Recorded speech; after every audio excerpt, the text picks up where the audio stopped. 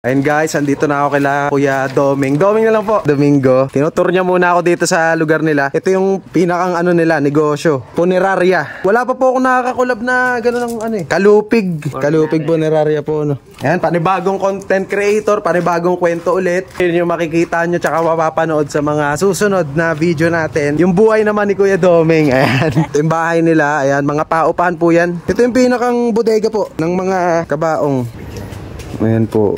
Mga ano na po yan? Takbo namin yan. Gawa na po. Kaya rin eh. Hihigaan na lang. Hihigaan na lang. Grabe no. Ibig sabihin po, mga negosyo nyo po, ito, junk shop. Junk shop. Tapos puneraria, tapos apartment.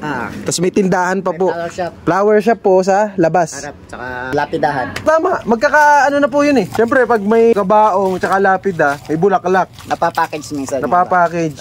Sino po yung pinaka nag-ooperate dito? Ng junk shop? Ako po yung nagbabiyahe nito. Every second week, biyahe ako. Lucena. Yan ay isang wing van. Meron po kayong dalahan doon. FBGS. Kay Ma'am Cathy. Ayan, shout out kay Ma'am Cathy, FBG. Saan pong lugar sa Lucena? Silangang Mayaw. Basta po kung ano yung mga gagawin ninyo. Maganda nga kung masubukan natin yung mga gawain po dito eh. Kasi po, yung huli ko pinuntahan dun sa Caribon Sisters, sila po ay maglulukad. Di in-experience ko po, naglukad po ako. Tapos yung huli ko naman pinuntahan po sa Laon, nagtalok naman po kami tsaka nagdagat. Nakita ka nga yan. Tapos ito po, di matatry natin. May service po ba kayo bukas sa ano? Kung may libing Kalupig? kami bukas, pwede kang Ayun, sige po, sakto. ride na yun ay after lunch. Sige po. Tayong dalawa, sasakay tayo doon sa karawahe habang hinihila na. Sige po. Hindi pa ako nakakaano talaga yan. Marami yung nakaburol namin eh.